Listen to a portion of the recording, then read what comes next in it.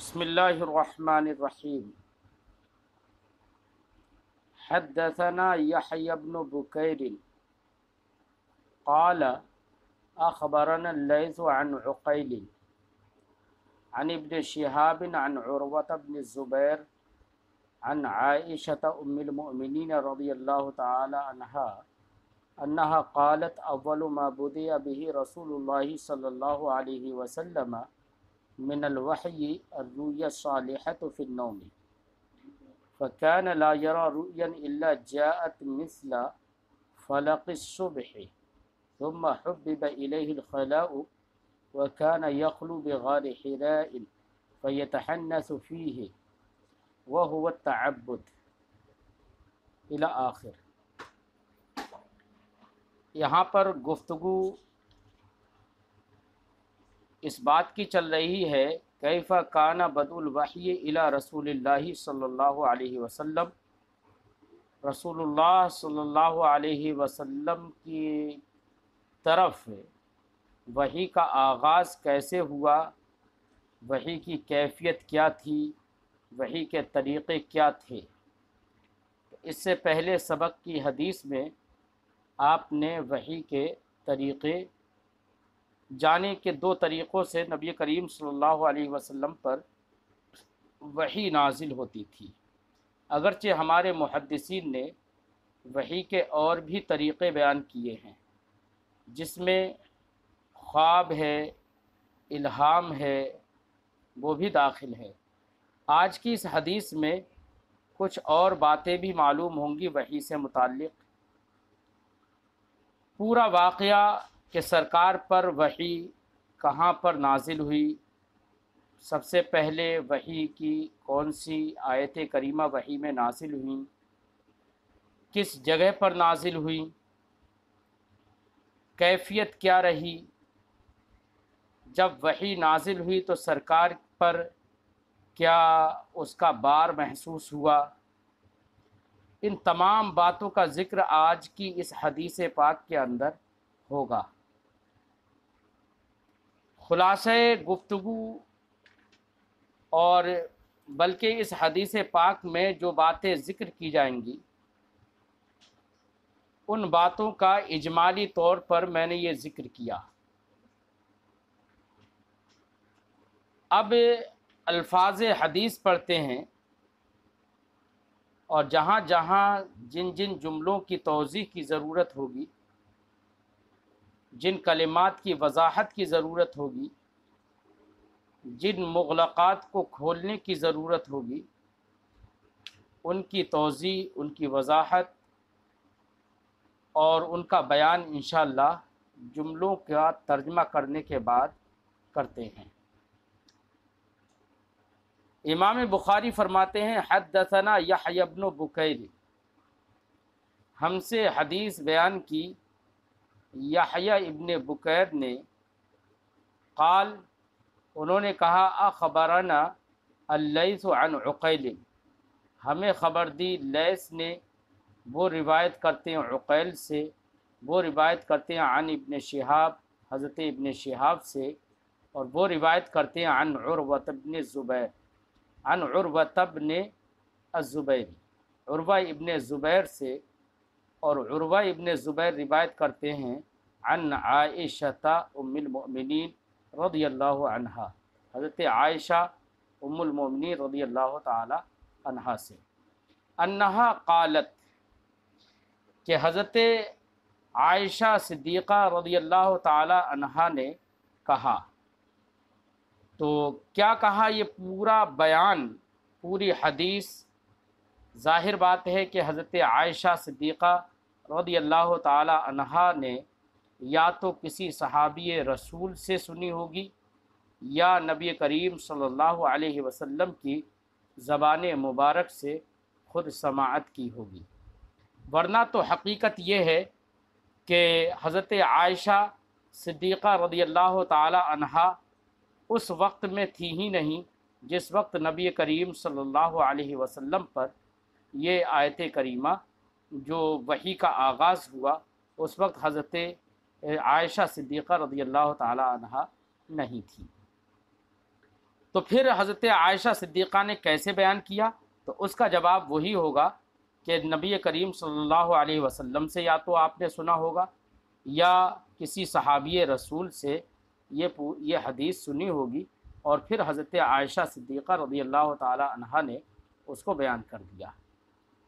اور یاد رہے کہ وہ صحابی رسول جنہوں نے کوئی حدیث بیان کی اور اس واقعہ کے وقت وہ موجود نہ ہوں، تو پھر بھی وہ حدیث موصول، سند موصول پر محمول ہوگی اور اس کو موصول مانا جائے گا، کیونکہ ایک صحابی رسول یا ایک صحابیہ اس وقت تک حدیث نہیں بیان کر سکتے جب تک کہ انہوں نے کسی صحابی سے یا تو سنا ہو یا یہ کہ رسول کریم صلی اللہ علیہ وسلم سے ہی انہوں نے سنا ہو، اگرچہ وہ واقعہ کے وقت موجود نہ ہوں۔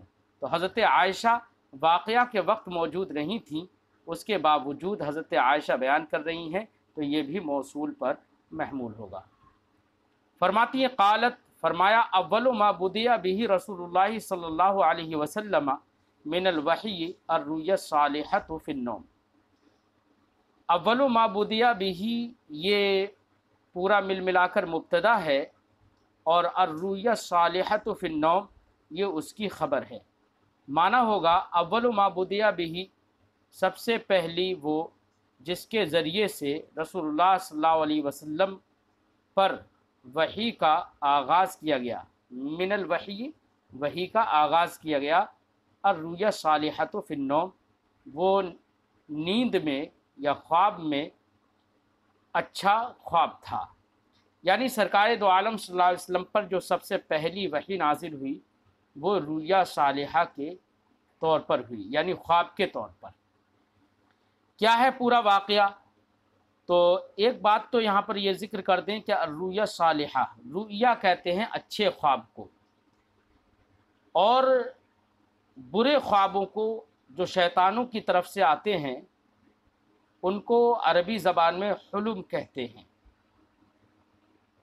تو اگر رؤیا کا معنی یہی ہے اچھے خواب، تو پھر الصالحہ یہ صفت کاشفہ ہوگی، یعنی محض صفت موضحہ، وضاحت کرنے والی صفت ہوگی، اور صفت احترازی نہیں ہے یہ۔ ایسے ہی اگر رؤیا کا معنی مطلقاً خواب ہو، چاہے وہ اچھا ہو یا برا، تو ایسی صورت میں الصالحہ جو صفت ہے یہ صفت قید احترازی بنے گی۔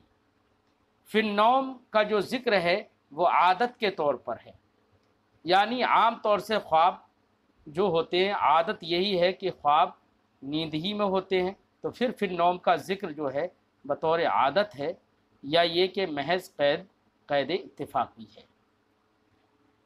الرؤیا الصالحۃ فی النوم، خواب میں نیک خواب اور اچھے خوابوں کے ذریعے سے سرکار کی طرف وحی کا آغاز کیا گیا۔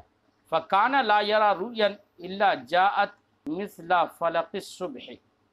تو حضرت عائشہ فرماتی ہیں کہ رسول اللہ صلی اللہ علیہ وسلم خواب نہیں دیکھتے الا جاءت مثل فلق الصبح، مگر یہ کہ اس کی تعبیر روشن صبح کی طرح آ جاتی، یعنی سرکار خواب میں جو بھی دیکھتے تھے نفس الامر میں ویسا ہی یقینی طور پر ہوتا تھا، تو اس کو بیان فرمایا الا جاءت مثل فلق الصبح، فکان لا یرا رؤیا الا جاءت مثل فلق الصبح، مگر یہ کہ اس کی تعبیر روشن صبح کی طرح آ جاتی۔ پھر فرماتی ہیں ثم حبب الیہ الخلاء، پھر سرکار کے دل میں تنہائی کو تنہائی کی پسندیدگی کو ڈال دیا گیا، یعنی سرکار تنہائی میں جانا پسند کرنے لگے۔ جب وحی کا آغاز ہوا، خوابوں کا آغاز ہوا اور خوابوں کی تعبیر روشن صبح کی طرح آنے لگی، تو فطری طور پر من جانب اللہ سرکار کے دل میں تنہائیوں کا شوق پیدا کر دیا گیا۔ وَكَانَ يَخْلُو بِغَارِ حِرَاءٍ، اور سرکار دو عالم صلی اللہ علیہ وسلم غار حرا میں تنہائی اختیار کرتے تھے۔ یعنی سرکار دو عالم صلی اللہ علیہ وسلم تنہائی آپ کے دل میں محبوب ہو گئی تاکہ لوگوں کو یہ بات معلوم نہ ہو کہ آپ کیا کیا دیکھتے ہیں، اور تنہائی میں آپ پر اللہ رب العزت کا پیغام تنہائی میں آتا رہے۔ تو اس لیے سرکار دو عالم صلی اللہ علیہ وسلم غار حرا تشریف لے جاتے تھے، جو کہ سرکار دو عالم صلی اللہ علیہ وسلم کے در دولت سے تقریباً 3 میل کی دوری پر ہے۔ غار حرا یہ مکہ شریف میں ایک غار ہے جو کہ جبل نور کے اوپر ہے۔ جبل نور یہ منی جانے کے وقت میں جو راستہ ہے، اسی راستے میں بیچ میں جبل نور پڑتا ہے۔ اسی جبل نور کی اونچائی تقریباً 2500 فٹ ہے، اور اس پہاڑ کے اوپری سطح پر جا کر بالکل غار حرا ہے کہ اس غار حرا میں جانے کے لیے راستہ بھی نہایت ہی تنگ ہے۔ دونوں طرف سے پتھر لگے ہوئے ہیں، ان پتھروں کے بیچ میں سے ایک راستہ ہے جس میں آدمی جھک کر جاتا ہے، اور بہت زیادہ ڈیل ڈول اور بھاری بھرکم آدمی ہو، ڈیل ڈول والا اور بھاری بھرکم ہو تو اس کو نکلنے میں بھی اس تنگ راستے سے پریشانی ہوتی ہے۔ تو یہ غار حرا اس جبل نور پر ہے، جبل نور کی ٹاپ پر اوپر ہے جا کر۔ تو اس میں سرکار دو عالم صلی اللہ علیہ وسلم تنہائیوں میں کئی رات تک وہاں پر سرکار اللہ کی عبادت کیا کرتے تھے، اور اللہ کا ذکر کیا کرتے تھے، اور وہیں پر حضرت جبریل علیہ السلام سرکار کی بارگاہ میں پہلی بار حاضر ہوئے وحی لے کر۔ یہ غار حرا جو ہے نہایت تنگ جگہ ہے، اتنی تنگ جگہ ہے کہ اس میں ایک مصلی بچھا کر، ایک جانماز بچھا کر آدمی نماز پڑھ سکتا ہے۔ اگر 2 لوگ نماز پڑھنا چاہیں تو ایک آدمی کھڑے ہو کر نماز پڑھ سکتا ہے اور ایک بیٹھ کر نماز پڑھ سکتا ہے، بس اتنی جگہ ہے۔ اس کے علاوہ اس میں کشادہ جگہ نہیں ہے۔ الحمدللہ اس سال ماہ رمضان مبارک میں مجھے بھی اس کے دیدار کا اور اس کی زیارت کا شرف حاصل ہوا، اور میں نے بھی وہاں پر جا کر شکرانے کے طور پر 2 رکعت نماز نفل ادا کی۔ فَيَتَحَنَّسُ فِيهِ، تو نبی کریم صلی اللہ علیہ وسلم اس غار حرا میں عبادت فرماتے تھے۔ یہاں پر تحنس کا معنی راوی نے ذکر کیا، وہو تعبد۔ اگر راوی اپنی طرف سے کسی حدیث کے لفظ کی تفسیر کر دے اور اپنی طرف سے اس کا معنی بیان کر دے، اس کو کہتے ہیں ادراج، اور اس راوی کو کہتے ہیں مدرج، اور جو لفظ بطور توضیح بطور تفسیر بیان کر دیا جائے اس کو کہتے ہیں مدرج۔ تو یہاں پر وہو تعبد یہ کلمہ مدرجہ ہے۔ راوی فرماتے ہیں فَيَتَحَنَّسُ فِيهِ، کہ حضرت عائشہ فرماتی ہیں کہ سرکار اس غار حرا میں عبادت فرماتے تھے، اور تحنس کا معنی بتاتی ہیں وَهُوَ التعبد، اور تحنس کا معنی ہے تعبد یعنی عبادت کرنا۔ فَيَتَحَنَّسُ فِيهِ اللَّيَالِيَ، سرکار کئی رات ذوات العدد کئی رات عبادت فرماتے تھے وہاں۔ کتنی راتوں؟ جب تک آپ کو اپنے گھر والے اور اپنی بیوی حضرت خدیجۃ الکبریٰ رضی اللہ تعالی عنہا کی طرف آنے کا اشتیاق نہ ہوتا، اس وقت تک آپ وہاں پر عبادت کرتے رہتے تھے، کیونکہ اپنے کھانے کے لیے توشہ بھی لے جاتے تھے، اور روایتوں میں ہے کہ حضرت خدیجۃ الکبریٰ رضی اللہ تعالی عنہا بھی آپ کے توشے کو، کھانے پینے کو وہاں تک پہنچاتی تھیں۔ تو سرکار وہاں پر کئی رات عبادت کرتے تھے۔ یاد رہے آج کے وقت میں جب کہ ترقی کا دور ہے، یہ غار حرا وہ ہے کہ جہاں پر آج بھی اس وقت میں بھی غار حرا یا غار ثور پر لائٹ کا انتظام نہیں ہو پایا ہے۔ پہاڑ کی اتنی اونچائی ہے کہ اب تک وہاں پر لائٹ وغیرہ کا انتظام نہیں ہو پایا ہے۔ راتوں میں وہاں پر پہنچنا یا رکنا آدمی کے لیے آج کے دور میں بھی ایک مشکل امر ہے، لیکن سوچئے 1400 سال پہلے کی بات کہ اس زمانے میں جب کہ ایسی ترقی بھی نہیں تھی، تو پھر سرکار دو عالم صلی اللہ علیہ وسلم مکہ مکرمہ سے تقریباً 3 میل کی دوری پر اس وقت سرکار تشریف لے جاتے تھے اور ایسے بیابان پہاڑیوں میں سرکار عبادت کرتے تھے۔ سوچ سکتے ہیں کہ نبی کریم صلی اللہ علیہ وسلم نے اللہ کی راہ میں اور اللہ کی عبادت میں اور تنہائی میں عبادت کرنے میں کیسی مشقتیں برداشت کی ہوں گی۔ یہاں پر فجاءہ الملک، اب تو کسی وقت میں یہ غار حرا سرکار کے در دولت سے 3.5 میل کی دوری پر تھی، اور سرکار کا در دولت صفا مروہ کے قریب میں ہے۔ وہاں سے 3 میل کی دوری پر غار حرا یعنی جبل نور ہے، اور جبل نور کے اوپر جا کر غار حرا ہے۔ آج کے وقت میں جبل نور یہ مکہ مکرمہ شہر کے اندر ہی آ گیا ہے۔ اب مکہ المکرمہ نہایت وسیع و عریض ایریا میں پورا شہر بسا ہوا ہے، تو آج جبل نور مکہ شریف کے اندر ہی ہے۔ فرماتی ہیں کہ فجاءہ الملک، سرکار غار حرا میں عبادت فرما رہے تھے تو سرکار کی بارگاہ میں ایک فرشتہ آیا۔ اب یہاں پر الملک معرف باللام ہے، مراد ہیں حضرت جبریل امین علیہ السلام۔ فقال، تو فرشتے نے کہا اقرا، پڑھیے۔ فرشتے نے اقرا کہا، پڑھیے۔ فقال، تو سرکار نے ارشاد فرمایا، فقال، سرکار نے فرمایا فقلت، میں نے کہا ما انا بقاری، میں نہیں پڑھوں گا، میں نہیں پڑھنے والا۔ کیوں؟ یہ سرکار نے منع کیوں فرمایا؟ یہ تو ما نافیہ کی صورت میں ہم ترجمہ کر رہے ہیں کہ ما نافیہ ہو، ما انا بقاری، میں نہیں پڑھنے والا۔ یہ سرکار نے منع کیوں فرمایا؟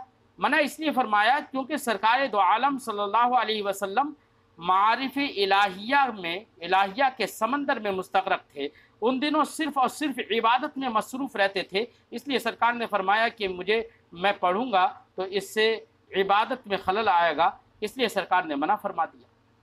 تو یہاں پر ما انا بقارئ کا معنی ہے میں نہیں پڑھنے والا، یعنی آپ پڑھنے کو کہہ رہے ہیں، میں نہیں پڑھتا۔ کیوں؟ اس لیے کہ عبادت میں مصروف ہوں۔ اب یہ سرکار نے فرمایا، کچھ لوگ یہاں پر ترجمہ یہ بھی کر دیتے ہیں ما انا بقارئ، میں نہیں پڑھ سکتا، یہ ترجمہ کر دیتے ہیں۔ یہ ترجمہ غایت محبت اور سرکار کی انتہائی تعظیم کے خلاف ہے۔ سرکار نے یہ فرمایا، یہ تو ما نافیہ کی صورت میں ہم نے کہا، اور روایتوں میں محدثین نے یہ بھی کہا ہے کہ یہاں پر ما استفہامیہ ہے، تو معنی ہوگا ما انا بقارئ، میں کیا پڑھوں، کیونکہ حضرت جبریل نے فرمایا تھا اقرا، پڑھیے، تو سرکار نے فرمایا ما انا بقارئ، میں کیا پڑھوں۔ بعض روایتوں میں یہ بھی ہے ماذا اقرأ، میں کیا پڑھوں، تو ان روایتوں سے اس بات کی تائید ہو جاتی ہے کہ یہاں پر مائے استفہامیہ ہے۔ بہرحال دونوں طرح کی روایتیں موجود ہیں، ما انا بقارئ، میں نہیں پڑھنے والا، یا یہ معنی ہے کہ میں کیا پڑھوں۔ قال، فرماتے ہیں سرکار نے فرمایا فاخذنی، تو پھر فرشتے نے مجھے پکڑا، فغطنی، پھر مجھے دبوچا، حتی بلغ من الجہد، یہاں تک کہ وہ فرشتہ میری طرف سے انتہائی مشقت کو پہنچ گیا۔ یا بلغہ کی ضمیر کا مرجع ہے غط۔ اب آپ کہیں گے کہ غط کا ذکر ما قبل میں نہیں ہوا، تو اب مطلب یہ ہوا کہ ضمیر کا ذکر، وہ غط کا ذکر ما قبل میں اگرچہ صراحتاً نہیں ہے لیکن ضمناً ہے، کیونکہ غطہ فعل یہ غط پر دلالت کرتا ہے یعنی مصدر پر دلالت کرتا ہے، یہ ایسے ہی ہے جیسے فرمایا گیا اعدلوا هو اقرب للتقوی، تو ہوا میں جو ضمیر ہے وہ عدل کی طرف لوٹ رہی ہے، جس عدل پر اعدلوا دلالت کرتا ہے، ٹھیک ہے۔ بالکل اسی طریقے سے غطا، یہ غط پر مصدر پر دلالت کرتا ہے، لہذا یہاں پر ضمیر کا مرجع، بلغا کی ضمیر کا مرجع غط بھی ہو سکتا ہے۔ اب مانا ہوگا فاخذنی، تو فرشتے نے مجھے پکڑا، فغطنی تو اس نے مجھے دبایا، حتی بلغ منی الجہد، یہاں تک کہ وہ دبوچنا میری طرف سے مشقت کو پہنچ گیا، یعنی ایسی سختی کے ساتھ مجھے دبوچا کہ میری قوت برداشت سے باہر ہو گیا۔ ثم ارسلنی، یہ حضرت جبریل امین کیوں دبوچ رہے ہیں؟ یہ در حقیقت من جانب اللہ، رسول کریم صلی اللہ علیہ وسلم کے اندر وہ قوتیں اور وہ صلاحیتیں ودیعت کر رہے ہیں کہ جس کی وجہ سے آپ بار وحی کو برداشت کر سکے، کیونکہ آیت کریمہ ہے لو انزلنا هذا القرآن على جبل لرأيته خاشعا متصدعا من خشیۃ اللہ، اگر ہم اس قرآن کو کسی پہاڑ پر اتار دیتے تو وہ قرآن، وہ پہاڑ بھی اس کے بار سے اور خشیت الہی کی بنا پر ریزہ ریزہ ہو جاتا۔ تو اب یہ تو جسم انسانی ہے، اس کو تو قوتیں چاہیے، صلاحیتیں چاہیے، اس لیے در حقیقت من جانب اللہ، اللہ کی جانب سے حضرت جبریل امین نے سرکار کے جسم مبارک کو دبوچا اور اس کے اندر قوتیں اللہ کی جانب سے پیدا کر دی گئیں تاکہ وہ بار وحی کو اور وحی کے بوجھ کو برداشت کر سکے۔ ثم ارسلنی، پھر سرکار فرماتے ہیں پھر اس فرشتے نے مجھے چھوڑ دیا، فقال، پھر کہا اقرا، پڑھو، فقلت، تو میں نے کہا ما انا بقارئ، میں کیا پڑھوں یا میں نہیں پڑھتا، فاخذنی، پھر اس نے مجھے پکڑا، فغطنی ثانیہ، پھر اس نے دوبارہ سے مجھے دبوچا، حتی بلغ من الجہد، یہاں تک کہ میری طرف سے وہ دبوچنا مشقت کو پہنچ گیا۔ اور یہاں پر یہ بھی ممکن ہے کہ یہاں پر الجہدہ کو منصوب نہ پڑھ کے مرفوع پڑھیں اور یہ کہیں حتی بلغ من الجہد، اور جیم کے فتحہ اور جیم کے ضمے دونوں کے ساتھ یہ جائز ہے، الجہد بھی پڑھ سکتے ہیں اسے، یہاں تک کہ مشقت میری طرف سے انتہا کو پہنچ گئی، یہ معنی ہوگا۔ پھر ثم ارسلنی، پھر انہوں نے یعنی فرشتے نے مجھے چھوڑ دیا، فقال، پھر کہا اقرا، پڑھو، فقلت، تو تیسری بار بھی سرکار فرماتے کہ میں نے کہا ما انا بقارئ، میں کیا پڑھوں یا میں نہیں پڑھتا، میں نہیں پڑھنے والا، فاخذنی، تو پھر اس نے مجھے پکڑا، فغطنی ثالثہ، پھر تیسری بار اس نے مجھے دبوچ لیا، ثم ارسلنی، پھر مجھے چھوڑا، فقال، پھر کہا۔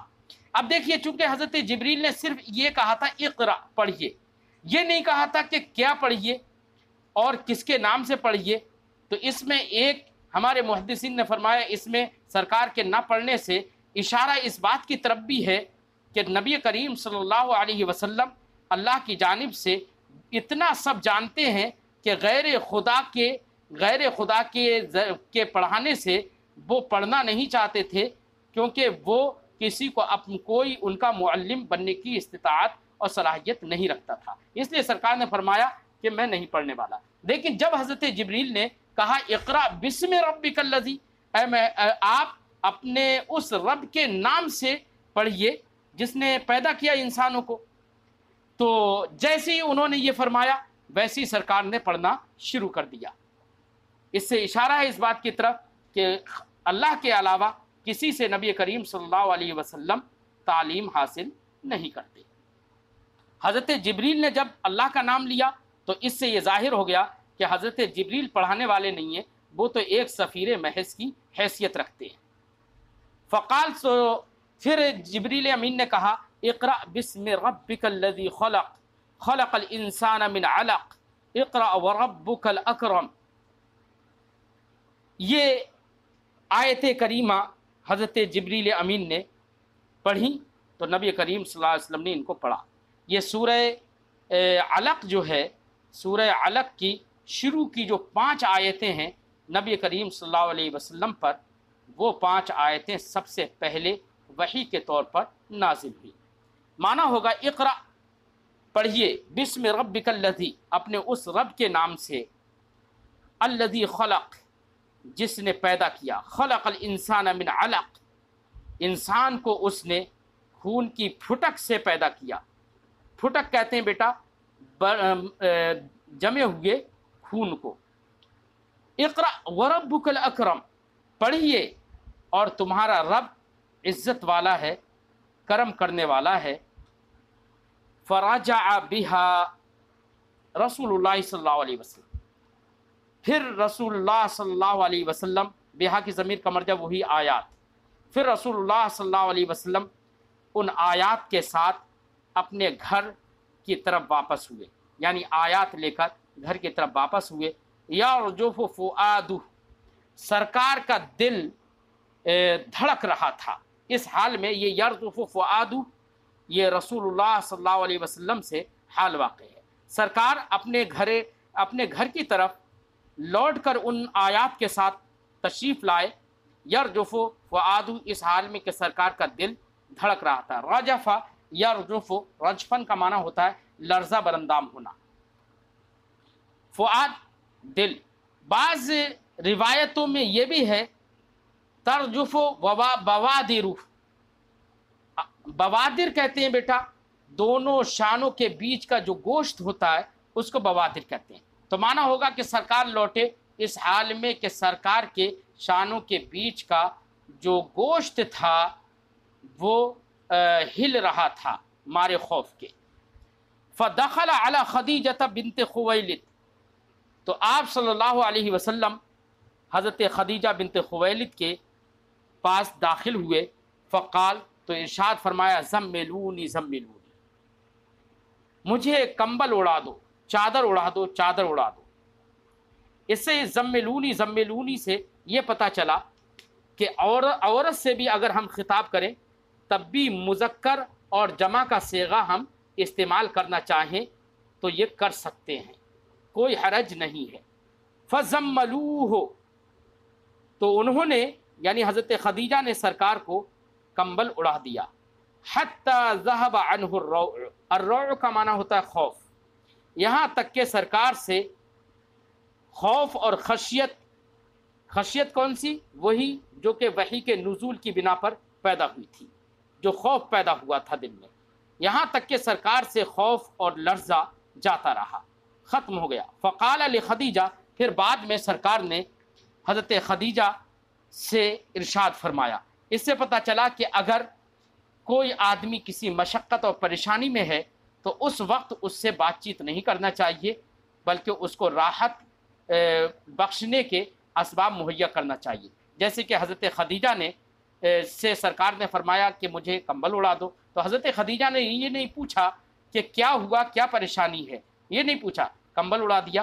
جب راحت ہو گئی تو پھر سرکار نے خود حضرت خدیجہ سے ارشاد فرمایا کیا، وَأَخْبَرَهَا الْخَبَرَ، اور سرکار نے حضرت خدیجہ کو وہ پوری خبر بتائی، وہ پوری بات بتائی جو کہ گزر چکی تھی، یعنی پورا ماجرا بیان کیا۔ لَقَدْ خَشِيتُ عَلَى نَفْسِي، سرکار نے فرمایا مجھے تو اپنی جان پر خطرہ ہو گیا تھا، یعنی یہ سرکار نے اس لیے فرمایا تھا چونکہ بارے وحی کی بنا پر اتنی پریشانی اور اتنی جہد اور مشقت کا سامنا سرکار نے فرمایا کہ سرکار فرما رہے ہیں کہ حالت یہ ہو گئی تھی، ایسا لگ رہا تھا کہ جیسے کہ جان نکل جائے گی۔ فقالت خدیجہ، تو حضرت خدیجہ رضی اللہ تعالی عنہا نے عرض کی کلا واللہ، واللہ یہ قسم ہے، کلا یہ حرف ردع ہے، یعنی حضرت خدیجہ نے کہا خدا کی قسم ہرگز ایسا نہیں ہوگا۔ کیوں؟ آپ جانتی تھیں کہ نبی کریم صلی اللہ علیہ وسلم صادق و امین ہیں۔ آپ کی تجارت بھی سرکار نے جب فرمائی تھی تو اس صداقت اور امانت کا انہیں یقین تھا، اور سرکار کے خصائل حمیدہ کا بھی انہیں یقین تھا، اس لیے اس بات کا بھی انہیں یقین تھا کہ ایسا ہرگز نہیں ہوگا، آپ تو اللہ کے ایک برگزیدہ بندے ہیں، اللہ رب العزت ایسا آپ کے ساتھ ہرگز نہیں کرے گا۔ اس لیے فرمایا کلا واللہ، ہرگز نہیں، وا خدا ایسا نہیں ہوگا، ما یخزیک اللہ ابدا، آپ کو اللہ ہرگز کبھی بھی ہمیشہ ابدا رسوا نہیں فرمائے گا۔ اخزا یخزی اخزا بابی فعل سے، اس کا معنی ہوتا ہے رسوا کرنا۔ انکا، اب کیوں رسوا نہیں کرے گا؟ آپ کے خصائل حمیدہ کو حضرت خدیجہ رضی اللہ تعالی عنہا نے ذکر کیا، فرمایا انکا لتصل الرحمہ، آپ تو صلہ رحمی کرتے ہیں، آپ تو صلہ رحمی کرتے ہیں، تعلقات بناتے ہیں، لوگوں کی دلجوئیاں کرتے ہیں، وتحمل الکلہ، اور پریشانیاں، حق کے راہ میں پریشانیاں برداشت کرتے ہیں، وتکسب المعدومہ، اور معدوم کا معنی جس شے کا وجود نہ ہو، اور اکسبہ یکسب اکساب کا معنی ہوتا ہے حاصل کرنا، وتکسب المعدومہ، اور معدوم اور جو چیز حاصل نہ ہو اس کو حاصل کرتے ہیں، یعنی جو خوبیاں، جو کمالات نہ ہوں ان کمالات کو آپ حاصل کرتے ہیں۔ اور یہاں پر یہ بھی ہو سکتا ہے تکسب المعدومہ کا معنی، اس کو تکسبو بھی پڑھ سکتے ہیں، تکسب المعدومہ، تو تکسبو اگر پڑھیں تب تو معنی یہی ہوگا جو میں نے بتایا، یعنی جو چیز نہیں ہے اس کو آپ حاصل کرتے ہیں۔ اور باب افعال سے پڑھیں تکسبو تو معنی ہوگا المعدوم کا معنی ہوگا وہ چیز جو کہ وجود میں نہ ہو، معنی ہوگا کہ معدوم کو آپ حاصل کراتے ہیں، یعنی جو محتاج اور پریشان حال لوگ ہیں ان کے پاس جو چیز نہیں ہوتی ہے ان کو دستیاب، وہ چیزیں دستیاب کراتے ہیں جن کی انہیں ضرورت ہوتی ہے۔ وتقری الضیفہ، قرا یقری قرن، اس کا معنی ہوتا ہے ضرب یضربو سے، اس کا معنی ہوتا ہے مہمان نوازی کرنا۔ الضیف کا معنی ہوتا ہے مہمان، جمع ضیوف، اور مہمان کی مہمان نوازی فرماتے ہیں۔ وتعین علی نوائب الحق، اور حق کی پریشانیوں پر، راہ حق میں آنے والی پریشانیوں پر آپ لوگوں کی مدد فرماتے ہیں۔ اعانہ یعین اعانہ، مدد کرنا۔ فانطلقت، تو حضرت خدیجہ نے سرکار کے دل کو تسلی دینے کے لیے یہ الفاظ استعمال کیے، پھر آپ کی پریشانی کو سنا، اور سننے کے بعد آپ نے اس کے حل کرنے کا، اور یہ کیوں پریشانی ہو رہی ہے، کیا تکلیف ہے، کس وجہ سے ایسا ہوا، یہ سب جاننے کے لیے اپنے ایک خاندانی بھائی جن کا نام تھا ورقہ ابن نوفل، ان کی طرف سرکار کو لے کر گئیں۔ ورقہ ابن نوفل یہ عربی، سریانی اور عبرانی تینوں زبانوں کے ماہر تھے، اسی لیے آپ کو انجیل کا بھی علم تھا اور آپ کو زبور کا بھی علم تھا، بہت سارے تینوں زبانوں کے ماہر تھے، اور بہت سارے علوم و فنون پر دسترس رکھتے تھے، اور بہت ساری انجیل کے مسائل اور بہت ساری باتیں جانتے تھے۔ انجیل کے ایک بہترین عالم دین تھے یہ۔ تو ورقہ ابن نوفل کے بارے میں یہ بھی ہمارے محدثین نے فرمایا، کچھ محدثین نے فرمایا کہ ورقہ ابن نوفل جو ہیں وہ صحابی رسول ہیں۔ کیسے صحابی رسول؟ اس طور سے کہ انہوں نے سب سے پہلے وہ شخص تھے کہ جنہوں نے نبی کریم صلی اللہ علیہ وسلم کے رسول ہونے کی تصدیق کی تھی، اور انہوں نے یہ بھی کہا تھا کہ آپ کے دعوت رسالت کے وقت اگر میں زندہ رہا تو ضرور میں آپ کی مدد بھی کروں گا اور ایمان لے کر آؤں گا۔ تو سب سے پہلے آپ نے تصدیق کر دی، اور تصدیق کا نام ہی بیٹا ایمان ہے، تصدیق قلبی کا نام ہی ایمان ہے، اور انہوں نے زبان سے آپ کی رسالت کی تصدیق کی، اس لیے محدثین نے فرمایا کہ ورقہ ابن نوفل یہ سب سے پہلے نبی کریم صلی اللہ علیہ وسلم کی تصدیق کرنے والے ہیں، اس لیے وہ صحابی رسول ہیں۔ ورقہ ابن نوفل کی تاریخ میں یہ بھی ہے کہ آپ نے کبھی بھی زمانے جاہلیت میں بھی کبھی آپ نے بت پرستی نہیں کی، اور بت پرستی کو آپ ناپسند کرتے تھے۔ تو ورقہ ابن نوفل کے پاس حضرت خدیجہ لے کر گئی۔ حضرت خدیجہ کے ورقہ ابن نوفل خاندانی بھائی تھے، اور نبی کریم صلی اللہ علیہ وسلم کے والد گرامی کے جو پردادا ہیں ان پردادا کے بھائی سے حضرت ورقہ ابن نوفل کا رشتہ ہے۔ تو نبی کریم صلی اللہ علیہ وسلم کے خاندانی چچا بھی ورقہ ابن نوفل لگتے ہیں، اس لیے ورقہ ابن نوفل نے سرکار کو بھتیجا کہا تھا، اب دیکھیے سنیے آگے، فانطلقت به خدیجۃ، تو حضرت خدیجہ، انطلق ینطلقو کا معنی ہوتا ہے چلنا، فانطلقت به کی اب با آ گیا، تو اگرچہ یہ انطلقہ لازم تھا لیکن با کے ذریعے با آ گیا اس کا صلہ، تو اب یہ متعدی ہو گیا، اب معنی ہوگا فانطلقت به خدیجۃ، تو حضرت خدیجہ رضی اللہ تعالی عنہا سرکار کو لے کر چلی، حتی اتت به ورقۃ ابن نوفل، نوفل ابن اسد ابن عبد العزیٰ، یہاں تک کہ آپ نبی کریم صلی اللہ علیہ وسلم کو ورقہ ابن نوفل ابن اسد ابن عبد العزیٰ کے پاس لے کر آ گئی۔ تو عبد العزیٰ یہ حضرت ورقہ ابن نوفل کے پردادا ہیں، اور عبد العزیٰ یہ بھائی ہیں عبد مناف کے، اور عبد مناف یہ نبی کریم صلی اللہ علیہ وسلم کے والد محترم حضرت عبداللہ کے پردادا ہیں۔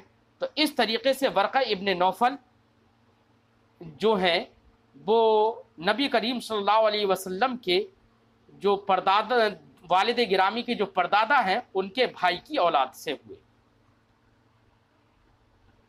فرماتے ہیں کہ وَكَانَ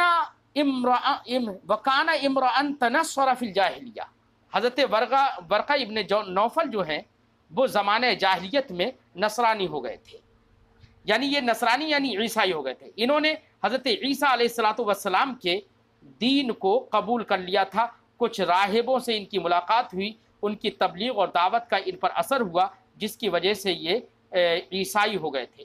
عیسائی کا مطلب حضرت عیسیٰ علیہ السلام کے دین کو قبول کرنے والے، چونکہ اس وقت میں اب دو ہی صورتیں ہیں، ایک صورت محدثین نے یہ بیان فرمائی کہ اس وقت میں جب کہ سرکار کی ملاقات ان سے ہوئی، جب کہ وہ عیسائی ہوئے تھے، اس وقت تک حضرت عیسیٰ علیہ السلام کی شریعت منسوخ نہیں ہوئی تھی، اس لیے حضرت عیسیٰ علیہ السلام کے دین پر وہ ایمان لے آئے تھے، اور ظاہر بات ہے اس وقت میں انہی کے دین پر ایمان لانا لازم تھا۔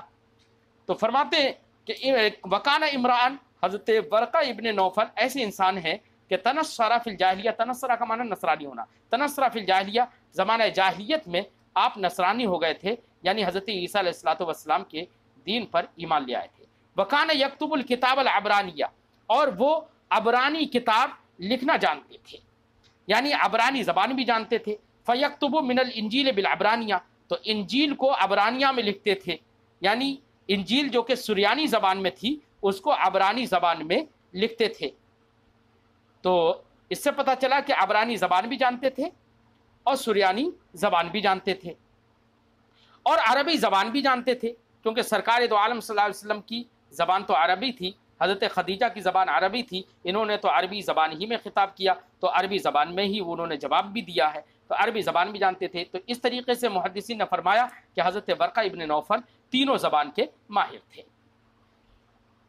فَيَكْتُبُ مِنَ الْإِنْجِيلِ بِالْعَبْرَانِيَّةِ، عبرانیہ زبان جو ہے اس کو عبرانیہ زبان اس لیے کہتے ہیں کہ تاریخ میں مذکور ہے کہ حضرت ابراہیم خلیل اللہ علیہ السلام جب نمرود کے خوف سے آپ ہجرت کر رہے تھے، تو ہجرت کرنے میں دریائے فرات کو آپ نے پار کیا، تو اس وقت آپ کے ہجرت کرنے کے وقت میں نمرود نے اعلان کر دیا تھا اپنی مملکت اور سلطنت میں کہ تم لوگوں کو سریانی زبان بولنے والا جو شخص ملے اسے گرفتار کر کے لے آنا یا اسے قتل کر دینا، یہ اعلان کر دیا تھا۔ تو اللہ رب العزت نے آپ کی محافظت فرمائی حضرت ابراہیم خلیل اللہ کی اس طور سے کہ آپ نے دریائے فرات کو جیسے ہی پار کیا ہجرت کے وقت میں، تو پار کرنے کے بعد ہی، اس کو پار کرتے ہی آپ کی زبان سریانی کے بجائے عبرانی ہو گئی اور آپ عبرانی زبان بولنے لگے۔ تو اس لیے جس زبان کو آپ نے دریائے فرات کو پار کرنے کے بعد بولا تھا، وہ زبان اسی زبان کو عبرانی کہا جانے لگا۔ بات سمجھ میں آ گئی؟ کیونکہ عبر کا معنی ہوتا ہے، عبور کا معنی ہوتا ہے پار کرنا، اور آپ نے دریائے فرات کو پار کر کے جو زبان آپ کو حاصل ہوئی وہ اس زبان کو عبرانی زبان کہا جانے لگا۔ ٹھیک ہے، فَيَكْتُبُ مِنَ الْإِنْجِيلِ بِالْعَبْرَانِيَّةِ، تو حضرت ورقہ ابن نوفل انجیل کو عبرانی زبان میں لکھتے تھے ماشاء اللہ، جو اللہ چاہتا تھا، ان یکتبہ اللہ تعالیٰ جو لکھوانا چاہتا تھا وہ لکھتے تھے، وکان شیخن کبیرہ اور یہ بڑے بوڑھے انسان تھے، قد عمیہ جو کہ اندھے ہو چکے تھے، نابینا ہو چکے تھے۔ فقالت لہو خدیجہ، تو جانے کے بعد سرکار کو لے جانے کے بعد حضرت خدیجہ نے ورقہ ابن نوفل سے کہا یا ابن عمی، اے میرے چچا کے بیٹے۔ ابن عم اسی لیے کہا میرے، یا ابن عم چچا کے بیٹے اسی لیے کہا کیونکہ خاندانی رشتہ ہے، ٹھیک ہے، خاندانی چچا زاد بھائی لگتے تھے۔ اسمع من ابن اخی کا، آپ اپنے بھائی کے بیٹے سے یعنی اپنے بھتیجے سے ان کی بات سنو۔ سرکار کو بھتیجا کہا انہوں نے، کیوں؟ اس لیے کہ میں نے آپ کو ابھی بتایا تھا کہ سرکار دو عالم صلی اللہ علیہ وسلم کے والد گرامی کے جو پردادا تھے ان کے بھائی کی اولادوں سے ہیں حضرت ورقہ ابن نوفل، تو اس لیے اس خاندانی رشتے کی بنا پر سرکار کے چچاؤں میں بھی حضرت ورقہ ابن نوفل لگتے تھے۔ فقال له ورقہ، تو حضرت ورقہ ابن نوفل نے کہا یا ابن اخی، اے بھتیجے، ماذا ترى، تم کیا دیکھتے ہو؟ فاخبرہ رسول اللہ صلی اللہ علیہ وسلم، تو رسول اللہ صلی اللہ علیہ وسلم نے انہیں بتایا خبر ما رأى، ان تمام چیزوں کی خبر بتائی، ما رأى جو آپ نے دیکھا۔ فقال له ورقہ، تو حضرت ورقہ نے سرکار دو عالم صلی اللہ علیہ وسلم سے کہا هذا الناموس، ارے جو بات تم بتا رہے ہو نا یہ تو فرشتے کی بات ہے، هذا الناموس یہ تو وہ فرشتہ ہے الذي نزل اللہ علی موسیٰ، جس فرشتے کو اللہ نے حضرت موسیٰ پر نازل فرمایا، یہ تو وہ ناموس ہے، ناموس کا معنی فرشتہ۔ تو حضرت ورقہ ابن نوفل آپ کی بات سے سمجھ گئے کہ آپ کے پاس فرشتہ آتا ہے، پھر ان کو یقین ہو گیا کہ آپ اللہ کے رسول ہیں، اللہ نے آپ کو نبی بنا کر بھیجا ہے، اس لیے انہوں نے تمنا ظاہر کی، فرمایا یا لیتنی فیہا جزعا، اے کاش کہ میں اس دعوت کے وقت میں جزعاً نوجوان رہوں، دعوت کے وقت میں نوجوان رہوں، جب تم دعوت اسلام دو۔ جزعن کا معنی نوجوان، ویسے جزع کہتے ہیں گھوڑے کے اس بچے کو جو بڑا فرتیلا ہو اور نوجوان ہو۔ یا لیتنی اکون حیا، کہہ رہے ہیں اے کاش کہ میں زندہ رہوں، اذ یخرجک قومک، جب تمہاری قوم تم کو اپنے بیچ سے نکالے گی، کاش میں بھی اس وقت رہوں۔ فقال رسول اللہ صلی اللہ علیہ وسلم، تو رسول اللہ صلی اللہ علیہ وسلم نے ارشاد فرمایا اب مخرجیہم، کیا یہ لوگ قوم کے میرے لوگ مجھے نکالنے والے ہیں، نکالیں گے مجھے؟ قال نعم، تو حضرت ورقہ نے کہا ہاں، یہ قوم تمہاری بات نہیں مانے گی، تمہاری دشمن ہو جائے گی اور یہ تم کو اپنے بیچ سے نکال دیں گے۔ لم یأت رجل، حضرت ورقہ نے کہا لم یأت رجل قط بمثل ما جئت به الا عودیا، لم یأت رجل قط، کبھی بھی کوئی آدمی اس جیسا نہیں لایا، ما جئت به جس کو تم لے کر آئے، الا عودیا مگر یہ کہ اس کے دشمن ہو گئے، یعنی جو بات تم کہہ رہے ہو، جو باتیں تم پر ظاہر ہو رہی ہیں، یہ باتیں اس سے پہلے بھی جو انبیاء اور رسول آئے ہیں انہوں نے بیان کی ہیں، تو کوئی بھی ایسا نبی نہیں آیا ہے جس نے وہ باتیں بتائیں جن کو جو آپ بتا رہے ہیں، جو آپ لے کر آ رہے ہیں، مگر یہ کہ اس کے دشمن ہو گئے، الا عودیا مگر یہ کہ اس سے دشمنی کی گئی۔ وَإِن يُدْرِكْنِي يَوْمُكَ أَنْصُرْكَ نَصْرًا مُؤَزَّرًا، حضرت ورقہ ابن نوفل کہتے ہیں اگر مجھ کو تمہارا وہ دن ملا، تمہارا وہ دن دعوت و تبلیغ والا دن مجھے ملا، اور وہ دن ملا جس دن تمہاری یہ قوم تم کو نکالے گی، انصر کا نصرًا مؤزرا، مؤزرا کا معنی مضبوط، تو میں تمہاری مضبوط اور بھرپور مدد کروں گا۔ اس سے پتہ چلا، اچھا ایک دوسری حدیث پاک میں نبی کریم نے ارشاد فرمایا کہ ورقہ ابن نوفل کو برا بھلا مت کہو، فإنہ قد صدقنی، فإنہ اول من صدقنی، کیونکہ وہ سب سے پہلے وہ شخص ہیں جنہوں نے مجھے میری تصدیق کی تھی۔ تو ان روایتوں سے معلوم ہوتا ہے کہ ورقہ ابن نوفل وہ نبی کریم صلی اللہ علیہ وسلم کی رسالت اور آپ کے رسول ہونے کا یقین رکھتے تھے، تصدیق کی تھی۔ ثم لم، اسی لیے حضرت ورقہ ابن نوفل کو محدثین نے صحابی بھی لکھا ہے۔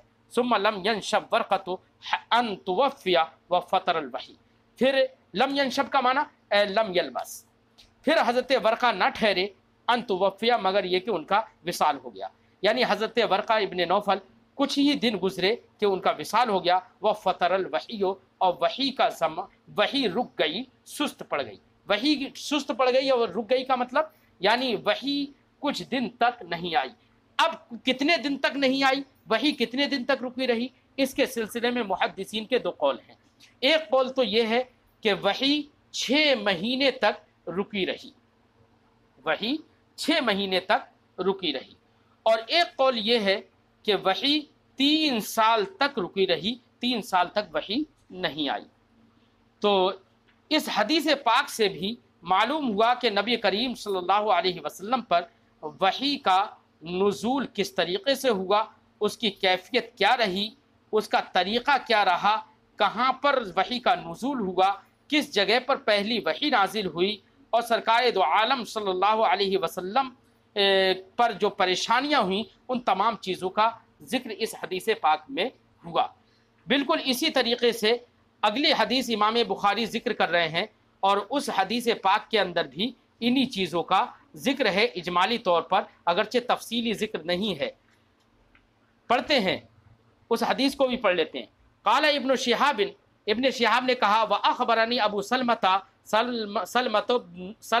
बिन अब्दुर्रहमान, मुझे ख़बर दी अबू सलमा इब्न अब्दुर्रहमान ने, अन्ना जाबिर इब्न अब्दुल्लाह अल अंसारी, कि हज़रत जाबिर इब्न अब्दुल्लाह अंसारी ने क़ाल फरमाया, वह हुआ युहद्दिसु अन फ़तरतिल वही, और इस हाल में उन्होंने बयान किया कि वो वही के फ़तरत और वही के वक्फ़ा के बारे में बयान कर रहे हैं। फ़क़ाला फ़ी हदीसी ही, तो उन्होंने अपनी हदीस में कहा, बैना अना अमशी, इसी दरमियान के मैं पैदल चल रहा था, इस समय तो सौतम मिनस समाई, अचानक मैंने सुना, एक आवाज़ को सुना आसमान से।